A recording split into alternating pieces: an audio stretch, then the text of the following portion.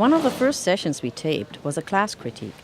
Well, today we're going to just talk about the idea that I have and try to develop it a little more and hopefully get some direction.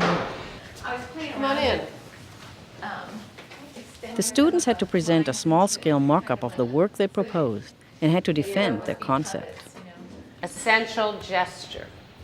Essential gesture. This was actually a fairly interesting and evocative image, but it doesn't read, to me, it doesn't correspond to what your intention is. Mm-hmm. It actually looks like a sort of woman with blinders on, biting her tongue, not allowing herself to use the key she has in her mouth because she's frightened and burning up with fear or rage or something. So it's conveying something to me quite different from what you're telling me. Well, that's all right. I'm glad. Yeah, That's but the good. fact is I want your intention to correspond with the image. Yeah. I want your intention to be what I get. I don't want what I get to be an accident. I want your intention. What mattered most at this point was the idea, the message, if you will. Again and again, Judy would focus attention on the underlying concept rather than the technical particularities of a work. Yeah, because the issue is, the issue isn't the buckets. The issue is the concept, and the concept is what the buckets represent and what's inside. So the problem is that you have many competing concepts going on, and you're tentative about grabbing hold of what you want to say. Always had that problem. Huh? I always had that problem. Well, right. That's what happens when one makes art. Whatever problems one has come right to the fore because they're symbolically enacted in making art. Put that one down. She might say something sometimes that might yank you and pull you in different directions, and you kind of walk out of here kind of like, oh my God, what am I going to do? And then you come back and you're like, I can do it, but she gets you to a certain, pulls you down sometimes to get you to think about what you're doing wrong, and then you go back and you realize that, gosh, she's right. Well, actually, I had that experience with her during the first critique, and I hate to say it, I didn't handle it very well. I got kind of upset. She is very, very direct and baldly and boldly honest, which at times can be disconcerting. Oh, absolutely. You have to take everything apart. You have to take it all apart, all the wire off, get back to the hoop, and then you have to, do you have enough of this? No, I You have have to to more. make more or order more. It has to be in long lengths, Okay. and you have to figure out how your attachment's going to be.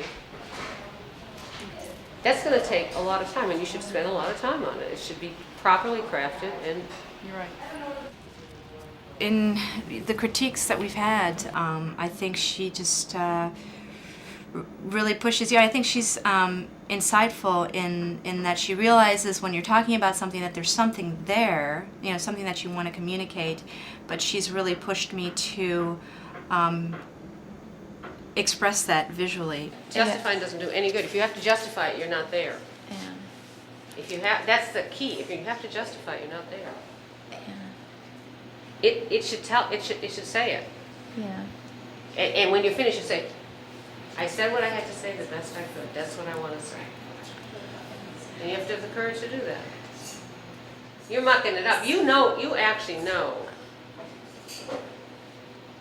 someplace inside yourself what these are about. And you have to find that place. And then you have to do it. Watching this, I began thinking that Judy, in a way, acts as a therapist. She deals with the technical aspects of art making, for sure, but she goes much further than that. She wants to get to the person behind the artist.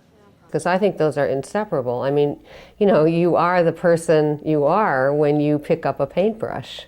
And the degree to which you feel confident or don't feel confident informs the way you apply the paint to the canvas. You apply it tentatively, or you apply it with vigor and certainty. You apply it, and you change it and you change it and you change it, or you decide what you want to say and you say it. So, how the degree to which the person is evolved shapes the way they are able to make art. It's a little hard to work on, kind of.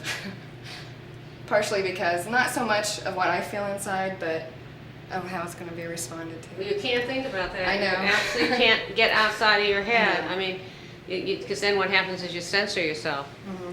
You just have to think about. But I mean, I totally understand it. I mean, you know, those in-your-face images that I did in the '70s. I mean, now they're in the monograph, and I'm like, oh my God. Yeah. When I first came into the class, I felt like I needed to make it clear that I wasn't as comfortable being as graphic as she was with her work, and that I was more maybe self-conscious about my body and things like that. And so when I told her that I wanted to do a piece on menopause because it was what I was going through at the moment, she insisted that I cast my body, which I mean, it didn't really even occur to me. She really almost insisted that I make the piece about myself because it was about my experience. And so I agreed, but I agreed to try. The process that I've gone through is I've just shed some layers, that there were all of these layers, sort of, you know, actually almost defenses and fears in terms of really saying what I wanted to say. And the work that I'm doing now, I mean, I make myself very vulnerable because I'm basically exposing myself.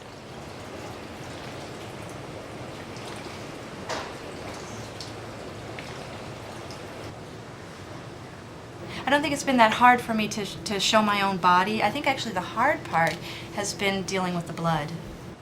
It's frightening to me to make images that are somehow violent. And that's the part where I think that she's pushed me more to express that with the blood.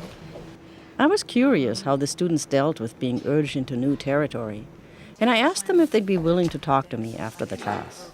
My idea had been to do it in sort of a more veiled way, and she kept pushing me to do it in this more direct way, and I just kept feeling like, that's not who I am, that's not me, you know. But the process of doing that, and then the work which resulted, I think in a way I found a part of me that didn't want to express itself in that way. But the process was really difficult and uncomfortable, and I didn't like it, and I was mad and angry. But you know, at the end, then when I saw the work and I looked at the work, I thought, well, you know, that is me, and I can own that now. I think But my it's incredible. intention was to do the sandwiching, but I've lighted it wrong to do that. I think it's incredible. So, but I was looking at it, and I was. It's fabulous. Good for you. Must have scared you half to death, huh? It was fun, actually. Really, it's fabulous. Put these two next to each other. Get rid of that one. That one's so sort of contrived in comparison. You know what I mean? Well, I it's not working the way I want Yeah, it to but work it's- now, so. These are just incredible. In fact, this whole thing is incredible. This is just beautiful. Just absolutely incredible. These are just fabulous. My God. This is just incredible, y'all.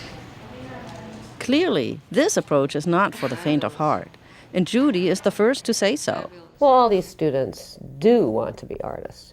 I'm not really very good at teaching young, undeveloped students. I mean, you know, I'm too ferocious and they get scared by me and my expectations are too high. I kept in my mind playing out these scenarios where I would march in and I would just say, well, I've got something to tell you, you know, and this is, you know, and I don't know, maybe some of you did that, I don't know, but, you know, that was sort of part of, I mean, how I felt, definitely. No, I think mine was more of a silent defiance kind of thing because I don't remember even being that consciously aware of exactly what I was doing or why. But it was just kind of funny to me because now that I look back on it, when she would say things like, well, you're going to cast your body, and I'm like, no way, you know. So I think I just tried to do the least amount, or I don't know, I needed more time to kind of get over it because the whole idea of doing it in the first place just didn't feel right to me. And it felt way too in your face and up front. And first of all, I had to get over seeing my body after it was cast. I'm worried. I mean, so what are you going to do with this when it gets to this point? How is this going to wrap? This is just going to be wrapped over both, so it's just going to be a shape. And the only parts that are going to be exposed are going to be... Well, what's the point of casting this body if you're doing that? Because you said it was about me, and it was me. Yeah, but see, I think what would be more interesting is to use the forms that you've got, so that if you're going to wrap, so you use the form instead of obscuring the form. And even let us see some of it. You could even let us see some of it. It doesn't have to be completely wrapped. It'd be much more effective if it was doing this than if it was just literally, I mean, you're covering everything you worked on and everything you've made. Yeah, I don't mind throwing it all away for the ultimate overall. I think I had a tendency to just kind of be still and be quiet and not work as hard as she expected me to when I was really kind of acting out in anger. I mean, that's what's great. If you can't see this, it's not going to mean anything. You might as well just have made a, big blobby shape. What I'm trying to say to you, you're wasting a hell of a lot of work. If you just want to make a dead form and wrap it up like a mummy, then why don't you just make a form and mummify it with cotton strips? I mean, what is the point of casting this beautiful form and doing all this articulation and making these fabulous fabrics, which you're then going to cover up and we're not even going to see anyway? That's the way I am. Every artist has to make work that relates to them as a person. Then why even bother talking to me about it? I don't want to struggle with you. Well, I'm not trying to struggle. I'm just trying to, I feel like the point of doing this was to push me, and I do feel like I have gone. Yeah, but now I feel like you're covering it all back up, is what you're basically doing. I was working really hard on the fabric because that's the part that I felt like was really me. And when she was pushing me to do all these other things and I'd get mad, then I could go back to the fabric, and just working with the fabric and touching fabric and things like that is very calming for me. Sometimes we find all kinds of things we have to do in order to avoid doing what we really need to do. Then, rather than wrapping anymore, I'm going to saw the body.